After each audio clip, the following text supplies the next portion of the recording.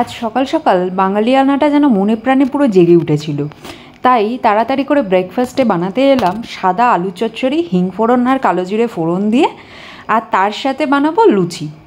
সুপ্রভাত বন্ধুরা, আমি আবার চলে এসেছি তোমাদের সাথে আমার সুন্দর একটা দিনলিপি নিয়ে। আজকেই সকাল সকাল শুরু হয়ে গেছে, দেখতেই পেলে যে সাদা আলু চচ্চড়ি, হিং ফোড়ন আর কালো জিরে ফোড়ন দিয়ে একেবারে প্রপার বাঙালি জলখাবারের মেনু। কিন্তু তার মধ্যে একটু অবাঙালি টাচ আছে, কারণ আজকে যে লুচিটা বানাবো সেটা লুচি না, পুরি, অর্থাৎ আজওয়াইন আর আটা ময়দা মিশিয়ে যে ইউপি স্টাইলে পুরি হয় সেই পুরি। তো চলো দিনটা যেরকমভাবে এগোবে সেরকমভাবে তোমাদের সাথে ভাগ করে দেবো। চল। আলু চচ্চড়ির আলু একটু ভালো করে না ভাজলে কিন্তু ঠিক আলু চচ্চড়ির টেস্টটা খোলে না, তাই এখন একটু ভালো করে আলুটা ভেজে নিচ্ছি। আমি না এতে একটু ধনে পাতা দেবো, তাই অর্ধেক ধনে পাতা এখন এই ভাজার সময়তে দিয়ে দিচ্ছি।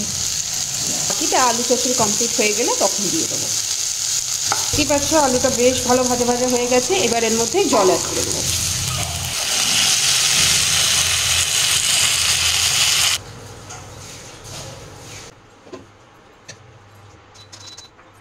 এই যে দেখো, সকাল সকাল আমার রান্নাঘর সুন্দর করে ক্লিন করে পরিষ্কার করে গোছানো হয়ে গেছে। সকাল সকাল সব কিছুটা হয়ে গেলে কি ভাল লাগে না। এই যে আজওয়াইন দিয়ে আমার পুরির ডো। এই যে আমার লেচি পাকানো হয়ে গেছে, এবার লেচি পুরি বেলা হবে। আমাদের বাড়িতে যখনই লুচি পুরি এই জাতীয় কিছু হয়, আমার দায়িত্ব থাকে বেলার, আর অভিজিতের দায়িত্ব থাকে সেটাকে ভাজার। তো যথারীতি আমি বেলতে চলে এসেছি। এই যে আমাদের পুরি বেলা হচ্ছে। আচ্ছা, এই যে আমাদের তেল গরম হচ্ছে। সবার বাড়িতে এরকম একখানা কালো কড়াই আশা করি থাকে, কারণ আমি মোটামুটি দেখেছি আমাদের বাঙালি বাড়িতে সবারই থাকে, এখন আমার বাড়িতেও থেকে গেছে।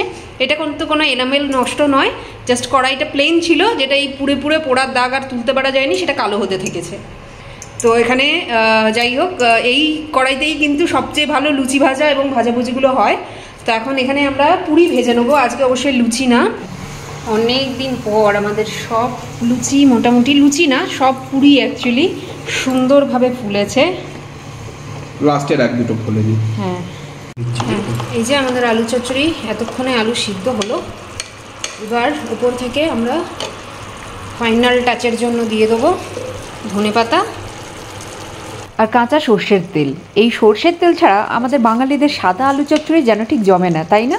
আমাদের ব্রেকফাস্ট রেডি হয়ে গেছে, আর পেটের মধ্যেও প্রচণ্ড পরিমাণে খিদের আগুন জ্বলছে। তাহলে চলো তাড়াতাড়ি করে ব্রেকফাস্টটা করে নিই সবার আগে। ব্রেকফাস্ট তো হয়ে গেল, এবার পুজোর পালা। আজ বৃহস্পতিবার, আর বৃহস্পতিবার মানেই আমার জন্য খুব স্পেশাল, কারণ আজকে মা লক্ষ্মীর নতুন ঘট বসবে, মাকে নতুন সাজে সাজানো হবে। এবারে মাকে ভেবেছি বাড়ির মেয়ের সাজে সাজাবো। মায়ের সাজ তো হলো, বাড়ির মেয়ের সাজটাও তো খুব ইম্পর্টেন্ট, তাই না? কে সাজটা তোমরা অবশ্যই জানিও যে এই সাজে আমার মাকে কেমন লাগছে।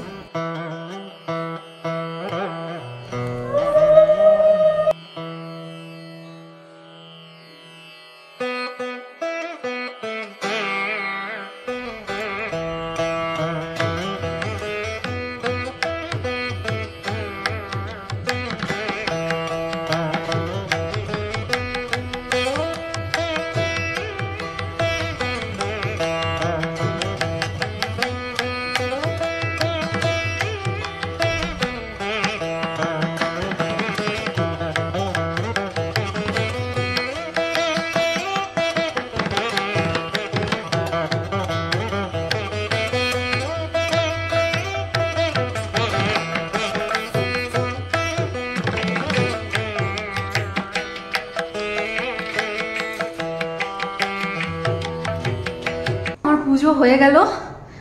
বৃহস্পতিবার দিনের পুজো করতে একটু তো সময় লাগেই, সেই সময়টা লেগেছে। আর প্রতিদিনই পুজো একই রকমভাবে করি। বৃহস্পতিবার দিনে স্পেশাল থাকে যে মা লক্ষ্মীর একটু স্পেশাল সাজ হয়, মাকে স্নান করানো। আর বাকি গোপাল, আমার গণেশ দাদা বা মহাদেবকে তো প্রত্যেক দিনই সবাইকে স্নান করানোর ব্যাপার চলে, কিন্তু সব ঠাকুরকে তো ওরমভাবে জল দিয়ে স্নান করানো যায় না। গোপাল আর মহাদেবকে ভালোভাবে স্নান করানো, আর বাকিদেরকে আমি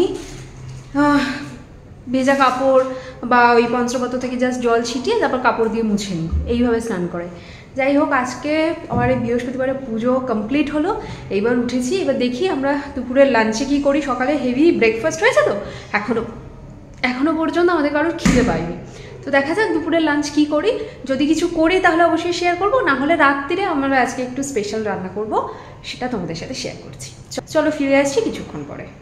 দুপুরে খুব ক্লান্ত হয়ে গিয়েছিলাম, তাই একেবারে ফিরে এলাম রাত্রিরে রান্না নিয়ে। আজ তোমাদের সাথে শেয়ার করব মাটনের একটা স্পেশাল রেসিপি। মাটনটাকে ম্যারিনেট করবার জন্য একটা বড় পাত্রে নিয়ে নিচ্ছি, আর তার মধ্যে দিয়ে দেবো আদা বাটা, পরিমাণ মতন দই, নুন এবং শামরিচের গুঁড়ো। তো এই যে এখানে আর মশলার মধ্যে পড়ছে বড় এলাচ, হোয়াইট পেপার, ছোট এলাচ, স্টার অ্যানিস, দালচিনি একটু, একটু জয়িত্রী। এই সবগুলো দিয়ে ভালো করে মেখে আমরা 2-3 ঘন্টার মতন ম্যারিনেট করে রেখে দেবো। এই রান্নাটা রিফাইন অয়েলে হবে। আর কিছুটা পরিমাণ কাসুরি মেথি। এই যে আমাদের মাটন ম্যারিনেশন হয়ে গেছে। এটাকে আমরা এবার মানে মাখানোটা হয়ে গেছে, এবার আমরা দুপুর 3টে বাজছে, এবার রাত্রে 8টা অবধি আমরা এমনি করেই ছেড়ে দেবো 4 ঘন্টা। মাটনের গ্রেভি বানানোর জন্য আমাদের লাগবে কাজু, শামরিচ, রসুন, সামান্য কিছুটা জয়িত্রী, কাঁচা লঙ্কা আর পেঁয়াজ। এই সমস্তগুলোকে একসাথে আমরা তেলের মধ্যে ভেজে দেন কিছুটা জল দিয়ে সিদ্ধ করে নেব।